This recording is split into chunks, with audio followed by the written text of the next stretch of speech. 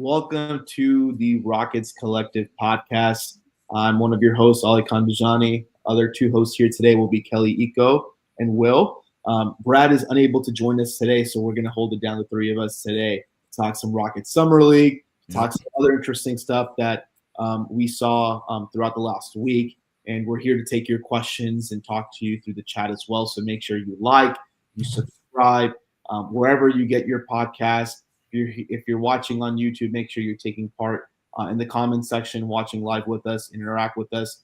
We'd love to respond to your comments on air, but also respond as well in the live chat as well. So please get involved. Let's start off. Kelly, you just came back from Vegas. Yeah. How was Vegas, and how did you survive that heat? After I think this is what my 7th time for Summer League, maybe 6. Vegas is arguably the worst place on earth. Just because like Houston is humid heat, right? So it's like wet, like it can roll off you. Vegas is like if you were to put your hand in the oven and turn it on broil and just leave it there. Like it's dry, it sticks to you, and the wind is hot. It's a mess. But the basketball is even worse. So that's the one thing about Summer League when you compare location and experience. But I think it was cool to network. Obviously, you get to see people that you haven't seen in quite some time, and you guys get to congregate around the game, and that's cool. As far as the actual quality of basketball, it's July, so there's only so much you can ask for if you're trying to consume the game as a fan. But it was cool. It was Summer League, and thank God I'm back. So yeah. Good to have you back, Kelly. Will, have you ever been to Vegas before for Summer League, and what are some of your initial thoughts this past week watching the Rockets and the NBA at large? No, I have not been to Summer League. I probably will go ahead and commit. I will be there this time next year or something like that. It's pretty funny that Kelly said Vegas is the worst place on earth because I don't know if you guys know who DeAndre is from Twitter, but he went down to Summer League. He went down to Vegas for Summer League as well, and he said the same thing. He's like, it's the worst place. So it's funny. Kelly said the same thing. Yeah. But my initial thoughts on the Summer League, I also think Kelly's right. It's nasty basketball, bro. It's just some nasty hoops. For just about everybody who was there. I was able to watch not just the Rockets. I watched a couple of the Spurs games. I watched the Sixers play, watched the Hornets play. I've been checking for a lot of the top prospects in this year's class. And yeah, man, it's some nasty hoops, bro. But it is cool when you start seeing some of the flashes of the players put it together. You can kind of see, all right, they're not there just yet, but this is what they're going to be when they do put it together. That's always interesting to see. And then it's just interesting to see for me, I always like watching the guys who are fighting for a spot on rosters. Like, how do they approach it? Are they going to come out there and try to do too much, or are they going to try to play a role? I think Kennedy Chandler for the Rockets, I don't know what the picture like him looks like, but I've been thoroughly impressed with some things he's been showing us lately as opposed to, him being not necessarily being a top prospect to keep your eye out on. Now, he definitely put in a lot of work. And Kelly, I want to go back to something you mentioned at the start of the show where it is ugly basketball, but it's also something that you can pay attention to to understand what's happening with the team. And no one more important, than Reed Shepherd for this Houston Rockets team going into next season. Reed played 2 games, was then shut down. Of course, you broke a story, or Kelly Eco here did, about Reed not playing the rest of the Summer League. Yeah. Can you talk about what did you notice from Reed while you were there in regards to – I know you wrote a whole great story about this. I encourage everyone to go to The Athletic, read Kelly's story. It's fantastic. Beyond the story, Kelly, because I want to make sure people do read it. Yeah. On the story, what did you see from Reed that you think it's important for Rockets fans to take away from Vegas? So I think right off the bat, whenever you talk to coaches, whenever you talk to players about Reed, particularly as it pertains to Summer League, they kept saying that everything that was going on in Vegas was for him. Like this was going to be not an orientation because he's already had an NBA season under his belt, but just becoming more of a complete basketball player, especially with the role that he has for him next season. They're trying to put him in the best possible position to succeed. And obviously there isn't any better substitute than live game reps. Granted, it is Vegas basketball, but still putting the ball in his hands, empowering him to be a facilitator offensively and be a defensive playmaker at the other end of the floor. That's kind of what the coaching staff wanted to see. Now, obviously, if you watch the games, it was a mixed bag. Game one was against the Pistons. No. Game one was against the Clippers. I think he had 28 points. He was aggressive, and he got 4 steals, 3 blocks. He was super attentive to detail. I think in game two, he wasn't ready for the pressure that the Pistons had. He's like Janice Jenkins. Going back to what Will said about guys trying to make the roster. Those guys are putting 110% effort, and it caught him off guard. And after the game, he talked about he didn't probably expect that level of pressure, guys picking you up full court, 94 feet. And just being rushed into making decisions. I think that was the biggest thing. He kind of struggled with that. But as far as an actual point guard, I think what the Rockets want to see him do more is be more of a assertive ball handler in terms of getting guys in their sets and be able to create for himself and others. Everyone knows he can shoot the ball, so that's never been a question. But if you're going to play under Ime with guys that are now in championship mode, you have to take your game to another level. And I think if Summer League was the barometer for that, I still think, he's a bit of a ways away in terms of a legit rotational piece. But given that he's going to be playing a lot next season, he's going to have to develop pretty quickly because, like I said, these are guys that are thinking about playing in May and June. So you have to actually speed up your process or speed up everything, how you approach the game, and that's what they want to see. Yeah, real quick, Will, before I get to you, Mario in the comments shared, Shepherd does not yet look like the main backup guard of a championship contending team. Let's keep it real. I want us to think about that comment. It's a very, very common sentiment among Rockets fans I've noticed over the last few days. Will, how about you? What are your thoughts on what Kelly shared, and what were some of your own takeaways on Reed from this past weekend? Yeah, I believe I said this on this podcast last week, right? Where I was like, I look at year 2 summer league players to kind of dominate the stage because they do have that extra year of NBA experience under their belt. And even though Reed didn't play that much, I still think that just by virtue of being a year removed from college, being in NBA practices, NBA weight programs, having the trainers, the chefs, different stuff like that, I think that does ultimately matter. And so I look at guys who go into their second season of summer league, and I'm like, you should stand out. We should be able to say you are a guy who's been through, like I said, a season of NBA basketball. And not to disrespect anyone who's out there in summer league right now, but we can be honest, it's not the most extreme competition. It's a lot of guys out there who were either fresh out of college or guys who were outside that looking to get into the league. It's I'm saying it's not the world's strongest competition. And we saw that when Jabari and Tari played, was that 2 years ago in summer league when they were in the second seasons. Jabari looked like the best player on the planet when he was playing in summer league. You know what I'm saying? And Tari was also another guy who was out there who was very dominant. It was very clear those two guys were just way too good for summer league, and the Rockets shut them down. They didn't play after that, I think game 2. So so that's kind of to me what I was looking for with Reed.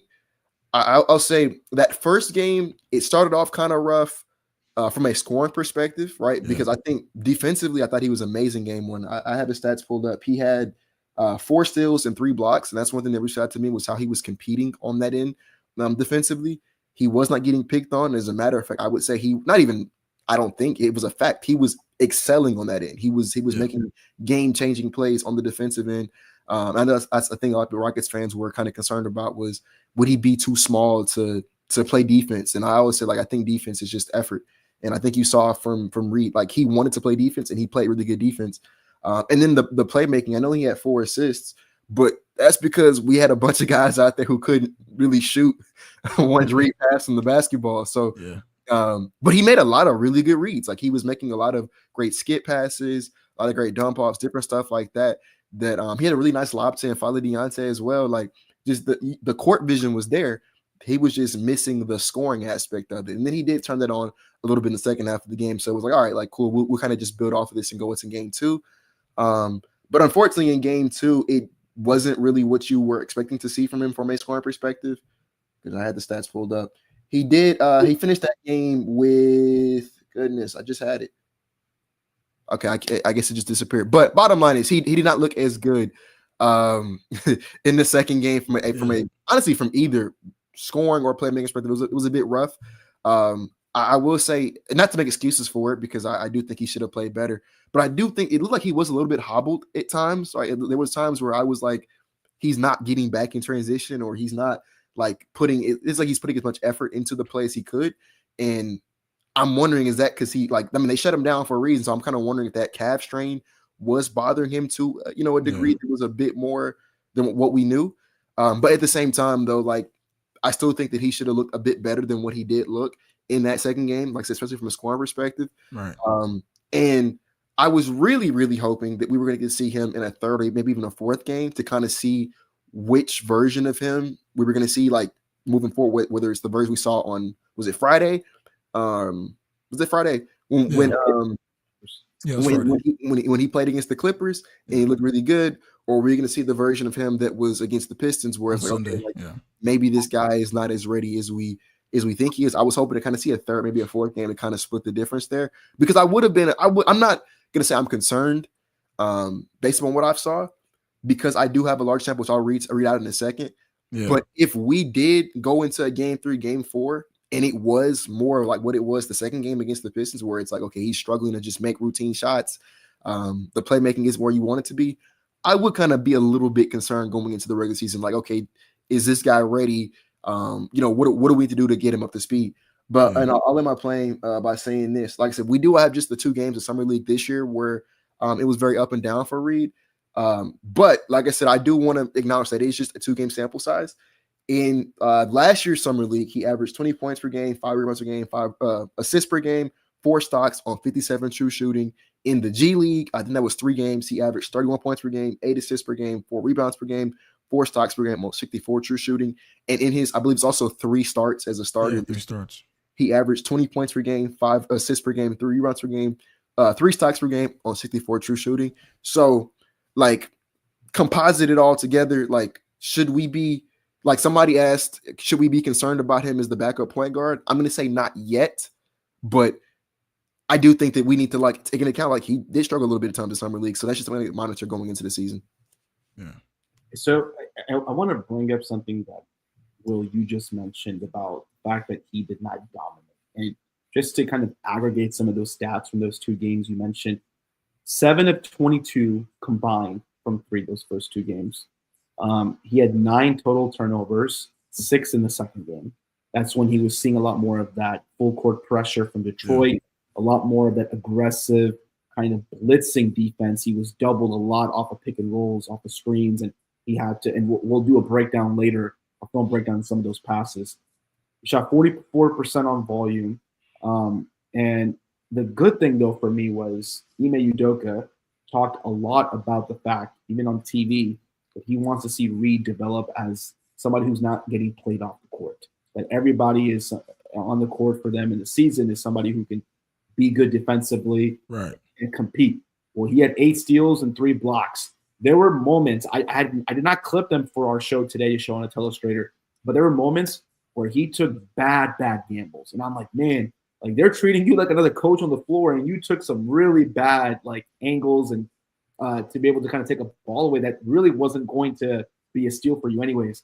But then he got some deflections. He had some recoveries when he was beat the first time and kind of recovered for a block. So he has that ability to do those things. And I think he showed defensively that in a system, when you have better defenders on the court, that he can be someone who is serviceable. There was also a point in the game, Will and Kelly, where against Detroit, he was defending a big off a switch. Yeah. And he held his own because you can tell visibly, especially Kelly, I'm sure you've heard from the coaches, he's added on a lot more upper body muscle. Yeah, he's much stronger. He's gotten a lot stronger from last season. Yeah. And so he was doing a good job of kind of staying his ground against a young big. And the teammate was able to come double over. He helped poke the ball away, created a steal, got out in transition. Right. Stuff like that's going to help him. That stuff is going to translate for the NBA season. Now, what's another thing that's going to translate, which I wanted to kind of now pass over to you, Kelly, is he had 9 turnovers, especially 6 in that game against Detroit. Yeah. Is pressure something that bothers him, or is it something where you feel like, hey, when he's playing on a team that has better spacing and kind of better screeners, to be frank with you, that he will not struggle as much against spacing? I think if you want to hone in how he handled the pressure, I think it's a number of factors. One, he flat out didn't expect Detroit to come out like that.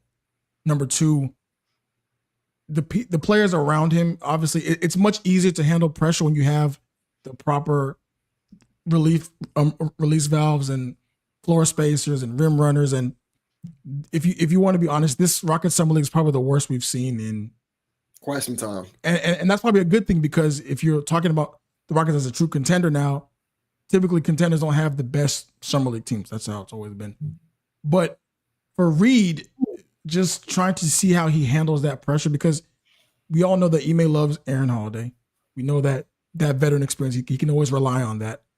But if Reed is going to play over him this season, he's going to have to adapt, because early on as a rookie, the biggest complaint was he wasn't being aggressive enough. He was deferring too much, where he would have a shot, he wouldn't take it. He wanted to give up a good for a great shot. But the Rockets wanted him to take that good shot because they drafted him for his floor spacing, right? Now, if you go back and watch him at Kentucky, he kind of played the same way. He never really wanted to force the issue. He was always a team, like a glue, like a connective kind of player. And that's why you hear these coaches speak so highly about his game and his character, because that's truly how he carries himself. In the NBA, it's a bit different. Like, there are times where you have to be a star in your role. And if that means you have to take the onus as the aggressor, as the lead ball handler, then so be it. Maybe you can play sometimes with an Amen Thompson, who can make it easier for you against some opposing second units to create for others and create for yourself. But some of those reads, going back to those 2 games, some of them were just like, it was a silly pass he tried to give to Dante and it just bounced out of bounds. And like the communication part. Yeah. A lot of that also comes into, you're playing with guys that you haven't played a lot of basketball with, and you're trying to learn on the fly. And we often don't account for that in terms of Summer League basketball, but it's definitely a thing. But this is still a top 5 pick in the draft, like 2 years ago. So there is a level of prestige that he should be playing with, and we kind of didn't see it in Vegas. Now, is that going to carry over to training camp? I don't think so, because it's a 2-game sample size.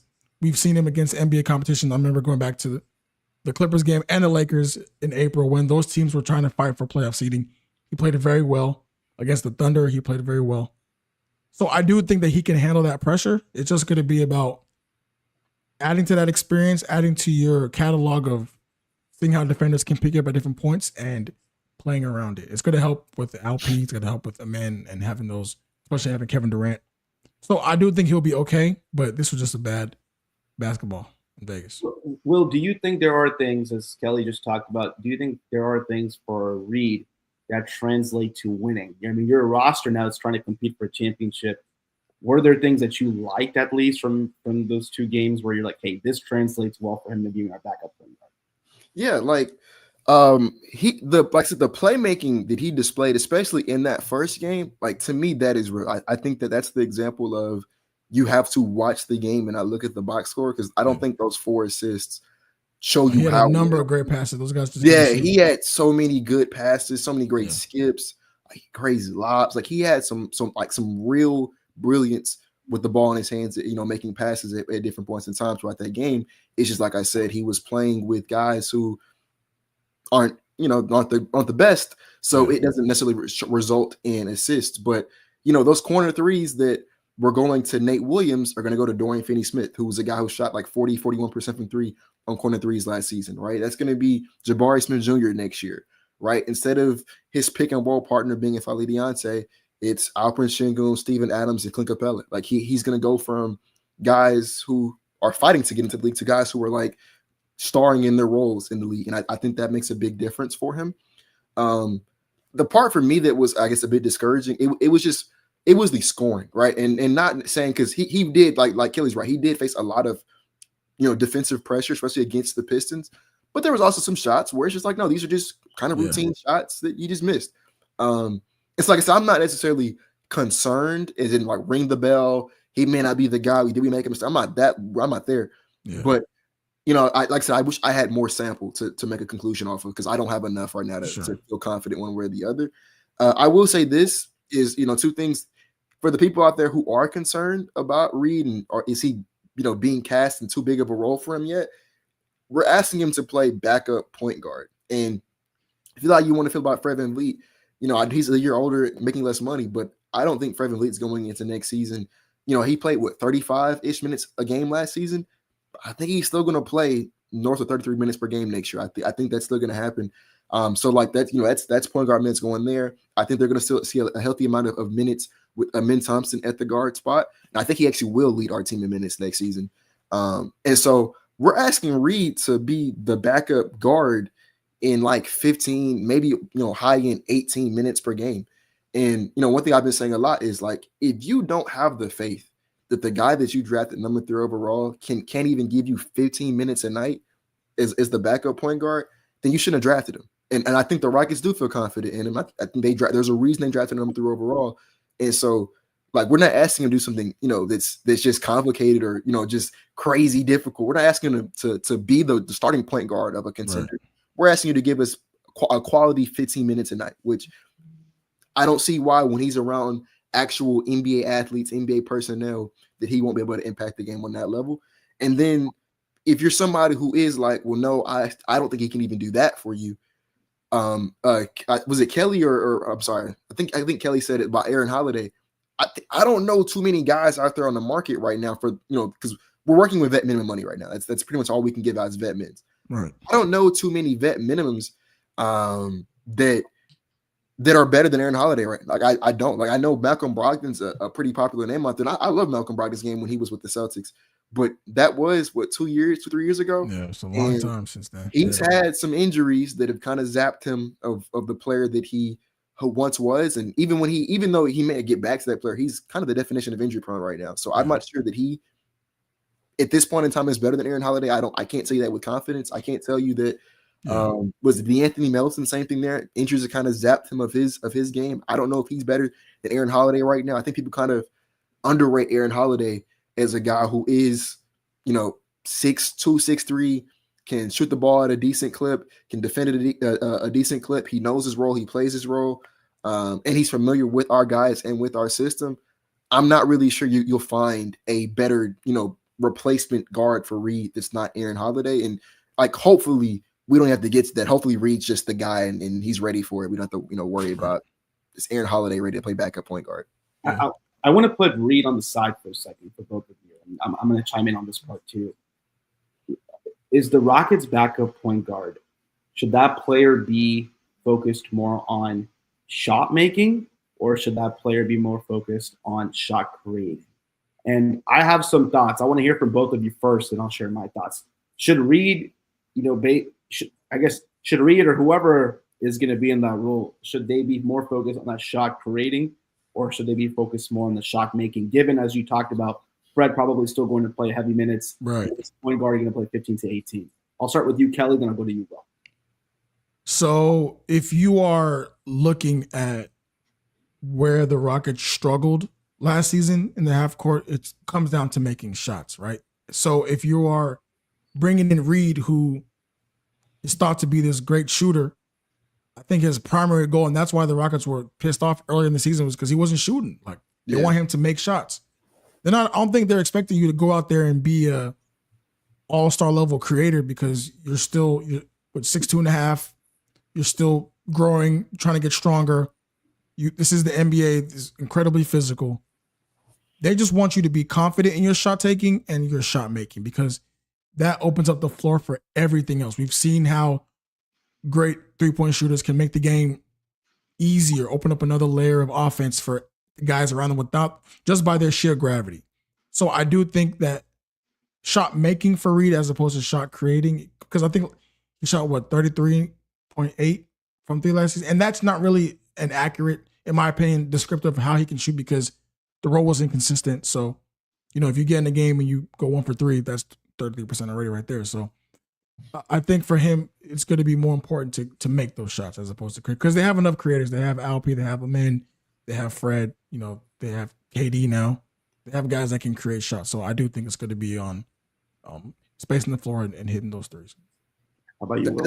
That's what I was going to say. I was going to say it's more on the shot making. I think we're lucky that Reed kind of projects to be pretty good at both of them. Yeah. But I think in terms of what we need more like on this team right now is the shot making, like getting your own shot up, right? We don't really have that many guys. We have a lot of guys like Dorian Finney-Smith and Jabari and Tari, guys who do a lot of catch and shooting. We don't have that many guys who do a lot of pull up off the dribble shooting. We don't have, I think Fred and KD are probably the only guys on the team who are like we can rely upon them to do that. And I won't tell you that I think that we should have kept Jalen Green, but that is one thing Jalen Green did do well was that not do well, but one thing that he did bring to this team was he was someone who we could ask to hit a pull-up three. And we didn't necessarily replace, we replaced it with KD, but we didn't replace just that production in general. And so I think when Reed comes in, I need him to come in and make shots. That's one of the reasons why him struggling to make shots in Summer League was a little bit like I understand you're playmaking well, you're defending well, but I need you to hit these shots because that's what we're going to need him to do. I'm going to need him to come in next season and hit, take 4 threes off the bench and make 2.5 of them. Like I need him to do stuff like that because we don't really have that many guys who can do it on the perimeter. And so, no, I think that's obviously a bit more important right now for what this specific team needs. I think we need to make shots. In that first game against the Clippers where he excelled offensively, especially in that second half, he was 4 of 10 on non-3-point shots. That's, to me, is going to be all about how much playing time he gets. If he can score at 6 out of 10, 7 out of 10 on those 2-point shots, he's going to continue to get playing time. Because what I saw from him that translates well, just from a schematic perspective, is when he would get the ball early in transition or he would get the rebound, he pushed it right away and he helped the Rockets start their possessions early in summer. It's so important for that second unit. The Rockets like to run. You need to make sure you have that continuity with Fred on the floor and then having Reed come in to help push the pace and generate early offense.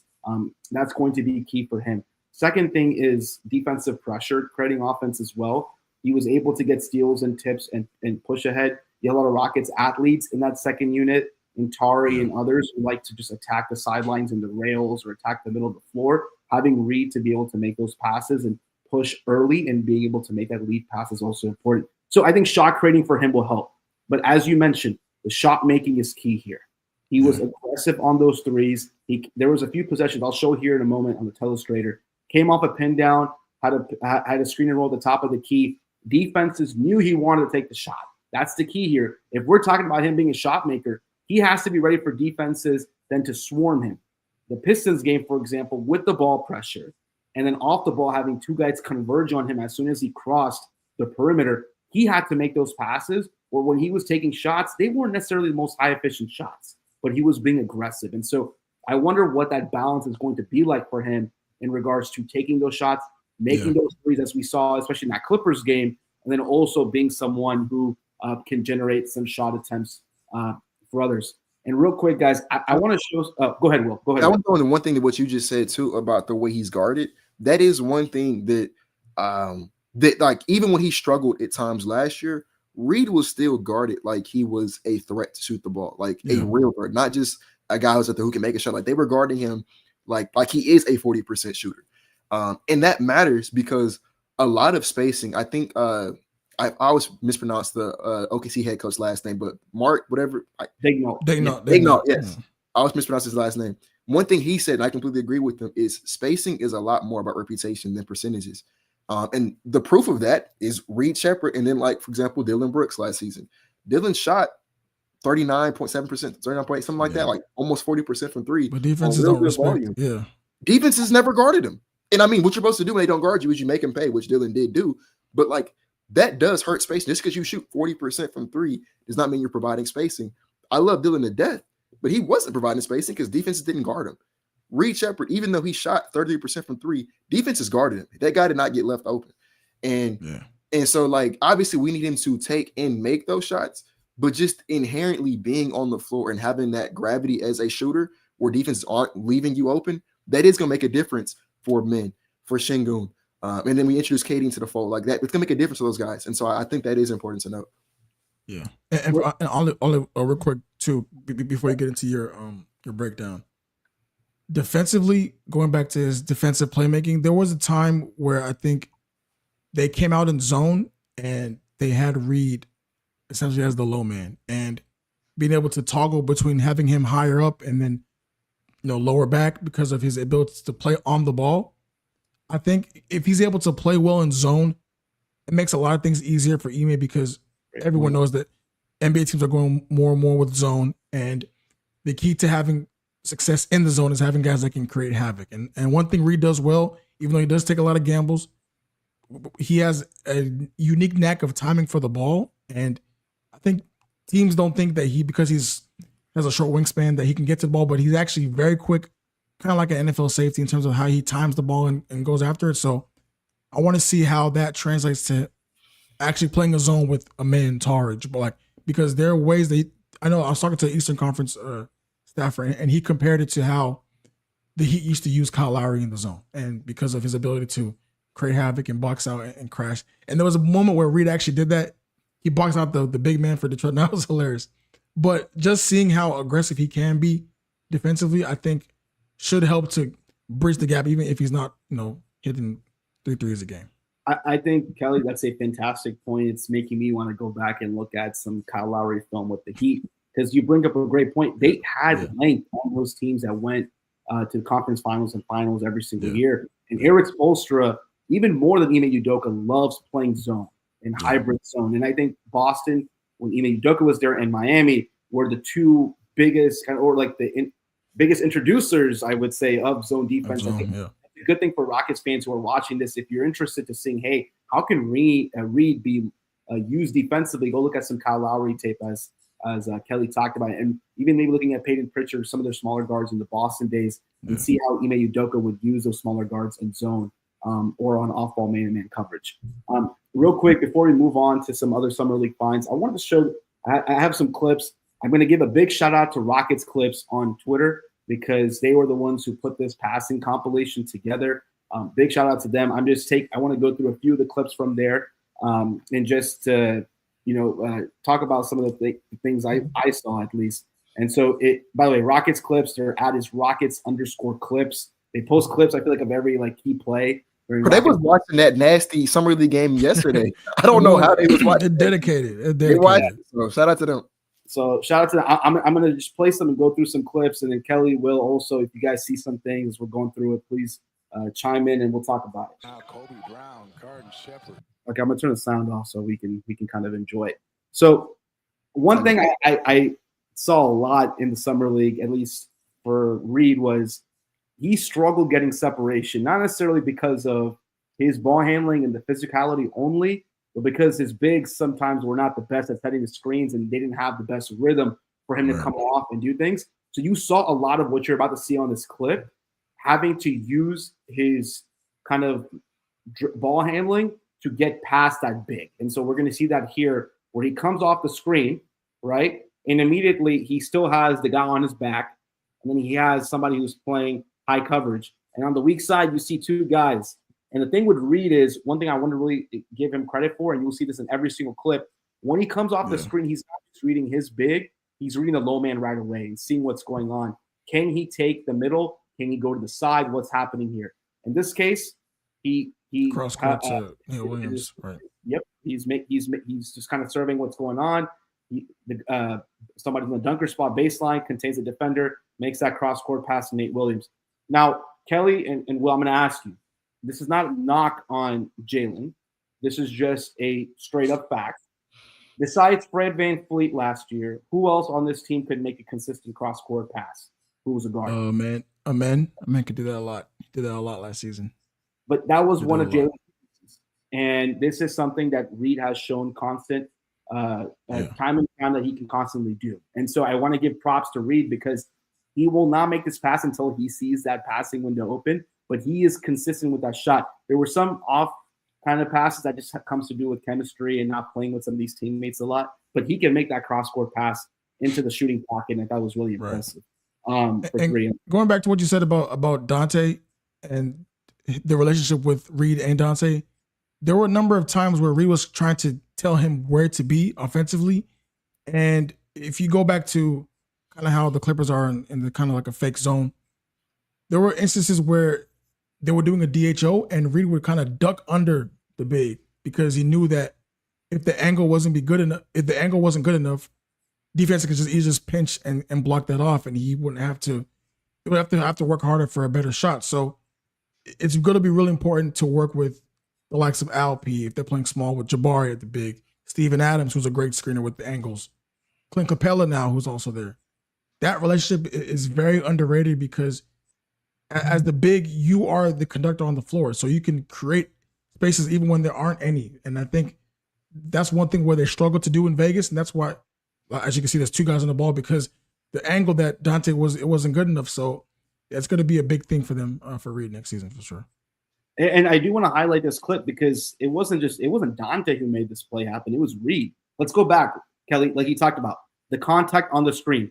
As soon as he makes it, the ball handler is right there. Right. You want to at least get a step ahead. But look at the defender. He's already over the hip. He's already over the hip. And what happens is that Reed immediately gets two on the ball, as you see right here. Playing high, they're trying to take away his three. The big is not going to let him step into a pull-up three. Well, as you have talked about, that Reed is really good at. And so then you open all that space here in the middle of the floor. What are you going to do in the middle of the floor? So can Reed just go ahead and make the pass now? Yeah, but if he lobs it over, you got two defenders near the nail who can come up and tip the ball away. Yeah. So you have to kind of keep playing it out. So look at Reed.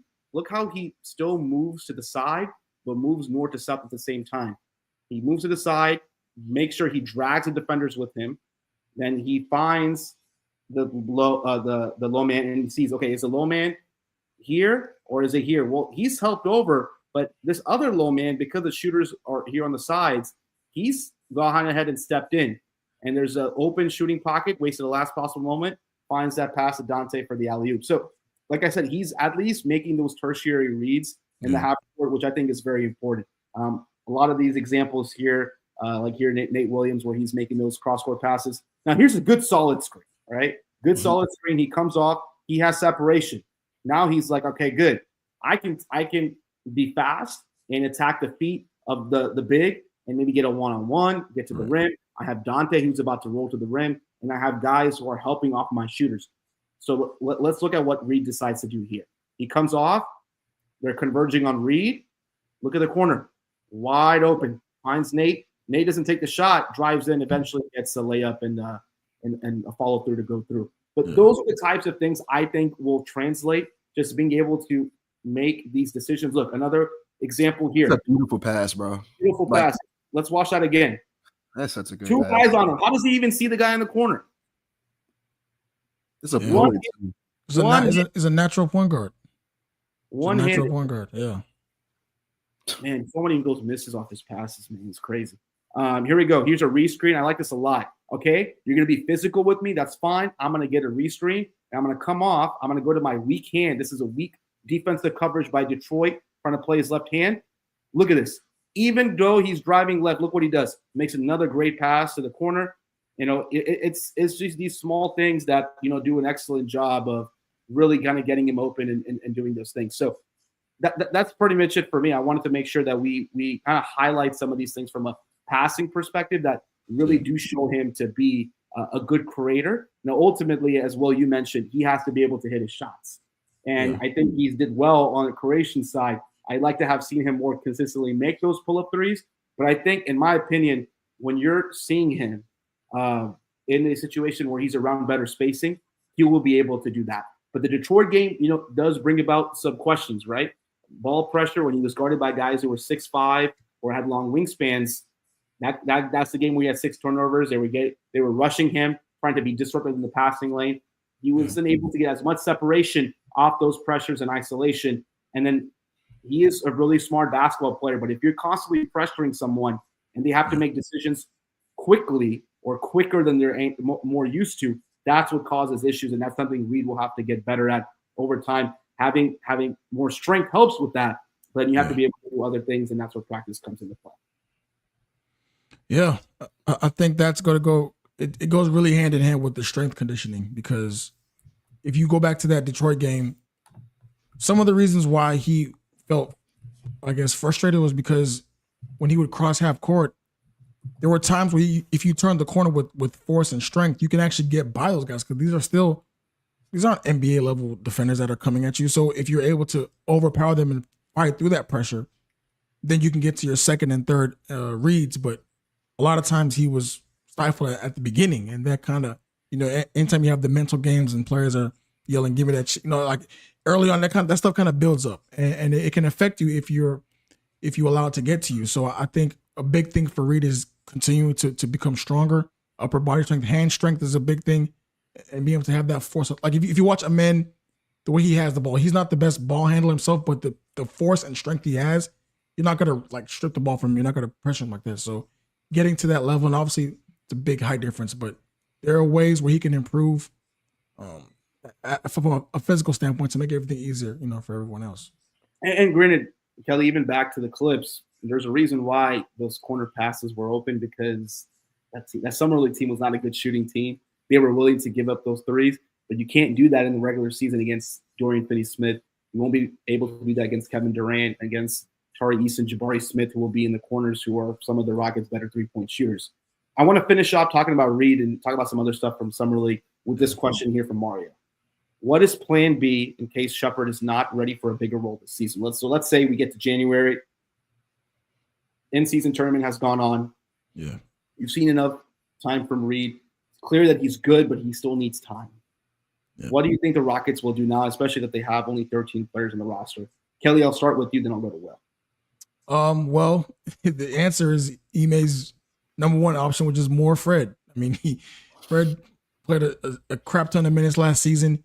I've talked to Fred a lot, and he's of the same belief. Like, if Reed plays well, he can rest his body. Like, he took a lot of beating last season. And these older players, they want to save their bodies for the playoffs, right? They want to be fresh. That's kind of why they brought in Clint, because, now Steven Adams doesn't have to play back-to-back. He doesn't have to play every game 3 and 4 nights.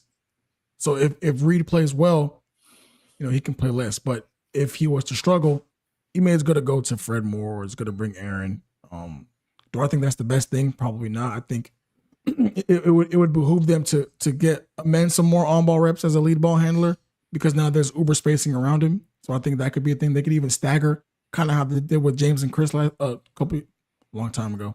But there are solutions. Like, it doesn't have to be.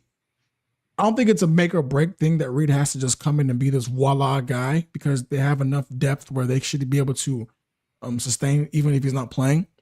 But if the option is playing Fred Moore, I'm not sure if that's the best thing because of the health. And then if the option is playing, as opposed to playing, Amen Moore or giving Aaron some burn. Well, how about you? What do you think? Like I said, I hope that this is kind of like a conversation that we won't have to have. Like, I hope that Reed is just ready to assume that role. Because, like I said earlier, like, I don't think we're asking him to do something that's super duper complicated. We're asking him to, like I said, be a serviceable NBA player in 15 minutes a game off the bench on a contender. And I think that's a job, but I think he can do it. I feel like if you didn't believe in him that much, then you shouldn't have drafted him number 3 overall. But that being said, in the hopefully unlikely event where he is not ready, though, like I keep saying, I think Holiday is the option there. I think he's, like I said, he's someone who can hit threes. I think he shot like 39% from 3 last year. And he's someone who stays ready, right? So, like, he doesn't like get too many warm-up shots. So he comes in, makes plays. I remember it was a game, not this season, but last season, I believe, where he played OKC. And I think we won in no small part thanks to Aaron Holiday coming off the bench. I think he hit like 4 or 3, something like that. Yeah, 4. Yeah, off the bench, like crazy. And then he competes defensively. That, like, to me, that's, I think, the biggest reason why Ime likes playing him is because he's not necessarily like the world's best defender. Like I said, he's still kind of small himself. He's like, 6'1", 6'2", but he competes. He plays hard on that end. He gives you effort on that end. And I think that's really all Ime asks of you is if you're going to play, give 110% effort on defense. And he's someone who does that. So I think that's kind of the most likely option here in the event that Reed is not ready. Yeah. Somebody did say inches of them sliding are small forwards down the shooting guard. They did play, funny enough, they did play Tari And at shooting shooting guard Yeah. a lot to end the season. When they started going double big, they had those lineups where it was like a min at the 1, Tari at the 2, Tari at the 3, Sengun at the 4, Steven at the 5. And I don't have the numbers in front of me, but I want to say that was a pretty good lineup. I mean, I think every lineup we had with double big ended up being really well. And so, like, it wouldn't surprise me if they decide to kind of go up a position and have Tari play some shooting guard in this event. But like for me, you want Reed to be ready. Like that to me, that's just that has to be the only option there, is that he has to be ready. And I look at it a lot of like the way the Rockets kind of ran back in 2018 when it was with Chris Paul, James Harden, Eric Gordon. Yeah. Like the way we had 2 of those 3 guys on the court at all times throughout that season, I think that next season should be very similar to that with Fred VanVleet, Amen Thompson, and Reed Shepherd, where at all times we have 2 of those 3 guards on the court, and you have just constant, consistent creation on the perimeter from one of those guys. But to me, that has to be that has to be the only option. I think for me, one kind of outside perspective I'd like to bring, we haven't talked about him yet, is Alperen Sengun. For as much as he gets credit for being a creative passer and a playmaker, he has struggled a little bit in terms of his passing the last 2 seasons compared to his first season or so in the league. I'd like to see him be a lot more comfortable making some of these passes, making better reads out on the perimeter. I think he's such a gifted playmaker that if he can be somebody who we lean into as a engine or a hub or running more elbow action, the Rockets will run a lot more horns. You saw a lot of horns action in the summer league Rockets. I think that will continue because of the double big lineup.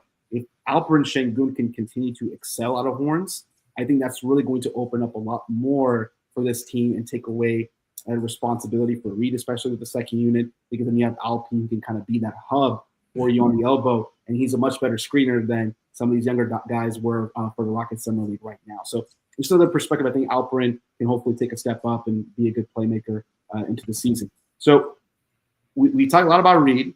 I want to get to a comment that Ime Udoka made in Summer League, but before we do that, I just want to spend a moment to ask each of you, give you about 30 seconds.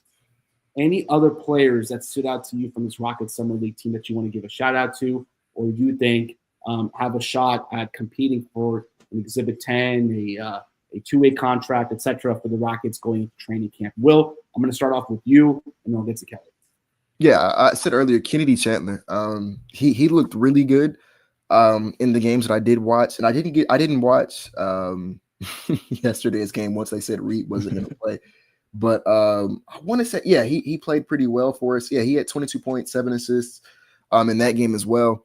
And so, like, obviously it is just summer league hoops, but that is somebody who I wouldn't hate to see on the Vipers next season. Like, just kind of keep him around, see what he has in him, because he was someone who was kind of highly respected coming out of high school. Then things kind of didn't go his way in college, but just like that's someone who did show me a little something in summer league. So like I'm intrigued to see what that could look like with some more time. Kelly, how about you? Yeah, I think Kennedy and Kevon Harris also. He's pretty aggressive. He seems like a really good Vipers player just in terms of how he approaches the game, 3 levels. Might not be the NBA processor that you want to see, but on a 2-way, I think there's more than enough there to justify, spending time with the Vipers, the occasional call up on a long road trip when you have injuries, and just being around the system. I think it does a lot of players good. Like we saw, even though those guys didn't like hang around for the long haul, like Jack McVay, but just being around this system can actually help you as a developmental player. So Kennedy and Kevon played really well. I really liked watching Arms play yesterday with the bigger role. Arms was good. It was good. Notice Arms, I thought he did a good job, and he's someone who I could see compete for a spot with the Vipers.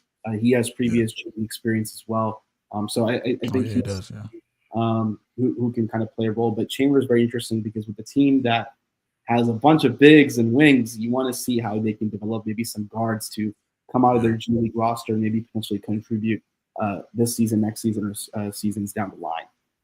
Great. And I appreciate everybody sharing their thoughts on the Summer League. We spent a lot of time, almost most of our show, talking about it. Now I'm gonna pass it off to Kelly, because Kelly was working on a story, and previously going into the offseason and about Jabari. And then we listened to Ime Udoka in the interview that he did against him in the Pistons game.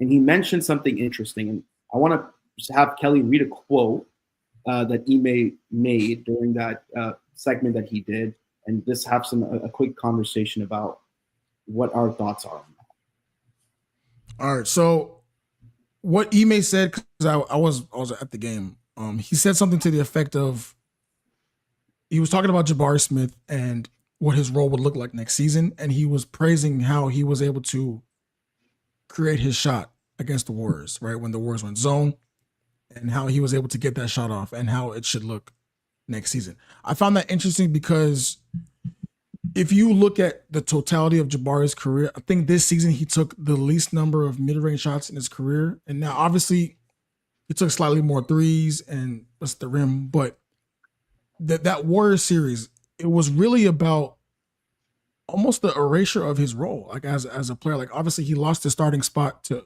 a man, and that took off, so you can't blame that. But even when he came back, from the injury, he was used almost like a bit part player. And against the Warriors that went zone almost exclusively, he was the one player that could create a shot within those gaps. And I think if teams are going to use more and more zone, especially against Houston that struggled in the half court, you need guys that can create their own shot. So, I talked to Jabari and I asked him, like, how do you plan to optimize that next season? Because it's clear that it's a strength of yours. Now, it might not be the go-to weapon that you want it to be in year 3, but it's still a good enough skill where if you continue to harness it, it can be a tool. And he told me, he said, it's going to be great. It's just going to be knowing what times to get to it and just trying to get to it more. That's what I've been working on this summer, just different ways to get to it, different ways to get to different spots, and just being efficient with it without hurting the offense or taking away from his great three-point shooting ability. I think the biggest takeaway from that is doing it within the flow of the offense and not hurting everything else. Because obviously, if you're a young player, you just signed a $120 million deal. You want to go into the next season, you want to prove something, add to your game to show that you belong, right? Now, you obviously added Kevin Durant, who's probably the greatest mid-range sniper in the history of the game. So there is a bit of overlap there if you guys both do similar things. But a lot of times last season, his role became clunky because of the spacing. Going back to what Will said about spacing. It's kind of hard to get to your pull-ups when you're around LP, who was going to be in the elbows. Steven Adams was going to be there. Sometimes a man could be in the short roll. It was kind of difficult for him to get to those spots. So I want to see how they continue to optimize it. If Ime is actually going to be for real about tapping more into that, because that is a weapon that they can use time and time again. If teams go 2-3 zone and you have KD on one side and Jabari on the other side, that opposing defense is going to come out of that zone pretty quickly because those are wide open shots time and time again. So I think Jabari was pretty forthcoming in what he's good at. Now, the biggest thing is how does the coaching staff actually harness that? Kelly, one thing you mentioned, and I remember the game again, and I'm mentioning Miami again after you mentioned Miami. There was a game against Miami in the spring, I think it was March, where he scored like 18 points against their zone. And one thing that I found during that game was that Sengun was setting a lot of screens playing up top because of the zone. Jabari, they would put him in the high post, but then they also would put him in the dunker spot.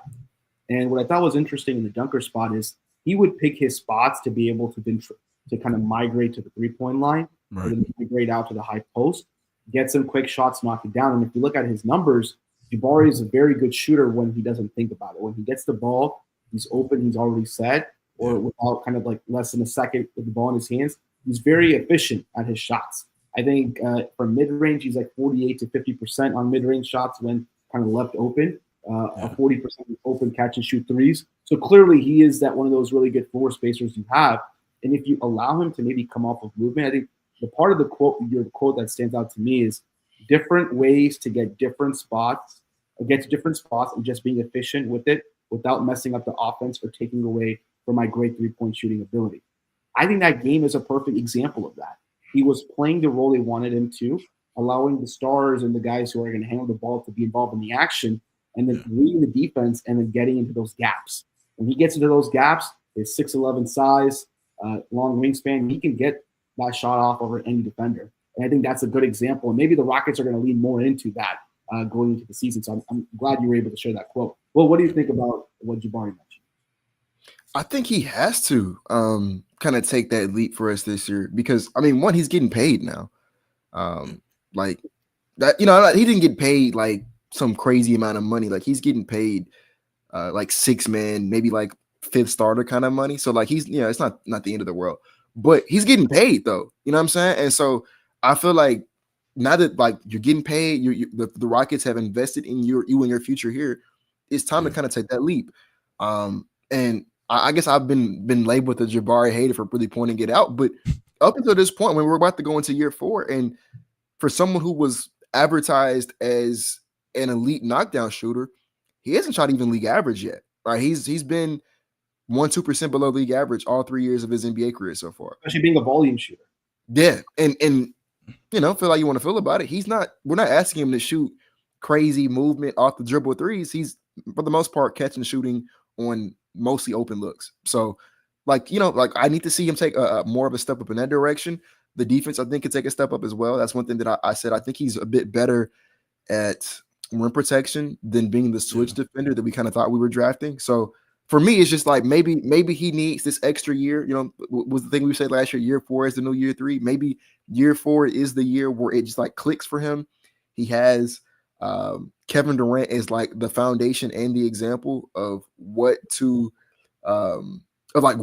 looks like. He gets to work out with this guy every single day in practice. Yeah. And I just think that because the Rockets have invested so much like faith into him in his future, because like, I mean, they could have, I don't know if Kelly wants to share this, but what wasn't one of the things that the Suns were kind of looking for was Jabari. They wanted Jabari in the trade for KD, and the Rockets said, no, you're not getting Jabari. And so like to say we're not going to trade you for Kevin Durant, that means we believe in you. Like we believe that there's something there for you to like tap into. So I think this just has to be the year where like he starts really putting it out there. Like we saw flashes of it in the playoffs. I want to see, larger samples of it. And so yeah, I feel decently confident about him coming into this season. Yeah. All right. Any final thoughts on the Ime quote? If not, I got one more final question for both of you. After our show last week, the NBA Cup 2025 groups were released, and the Rockets were placed in West Group C. And you're going to see that image on your screen just now. Okay, there we go. Everybody can see it now. Curious from both of you, what are your initial thoughts on the Rockets being placed in this group, and who do you think, as of today, will be the winner out of Group C?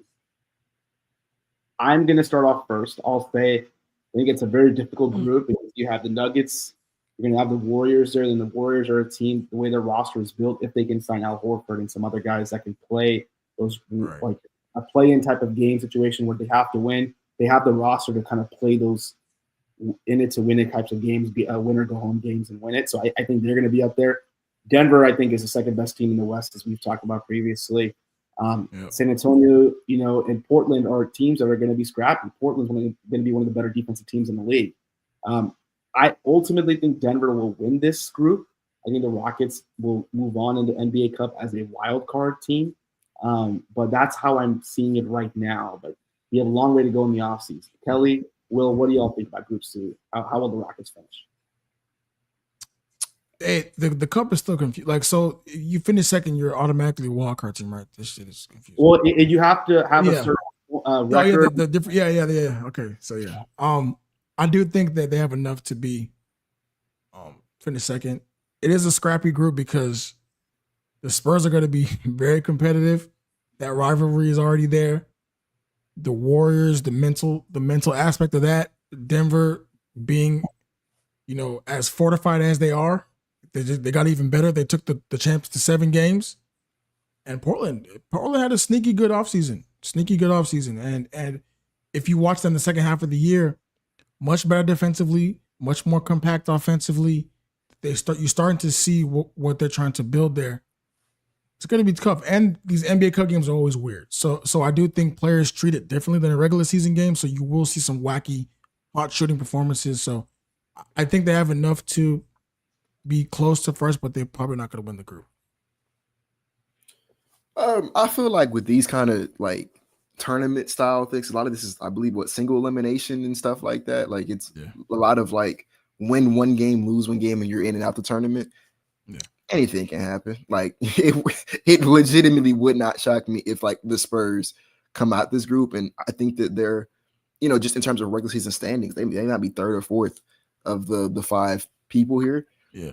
So like I don't know. I can't really tell you who I think would win it. I tell you that if I had to rank the teams in terms of like the best teams in the group, I think we're better than Denver, even though they did get a lot better this offseason and they have Nikola Jokic. I think I would take us over Denver, but then I would have Denver at 2. I'd put San Antonio at 3, Golden State at 4, and Portland at 5. And I like, to Kelly's point, to respect the Portland, I think that they are. I think they're gonna be a lot better next season. So no slouches in this group. They competed for a play-in spot at least towards the end of the season. So I mean, they are a team that I think they still need some more things, but they're going to be competitive. They're going to play some really good defense. Got about 3 or 4 really good lockdown team type of defenders. It'll be really fun to see. Kelly, you wrote an excellent article this week. I want to make sure everybody hears me say it again. Please go read it. Will had a really great announcement today about joining another podcast. Congratulations, Will. Looking forward to seeing more coverage from you there. Brad will be back next week with us. And we're looking forward to talking to you guys again next week after Rockets Summer League about what's happening, what's going on in Houston Rockets basketball. Thank you so much. Hope you have a great rest of your night. We'll see you next Tuesday.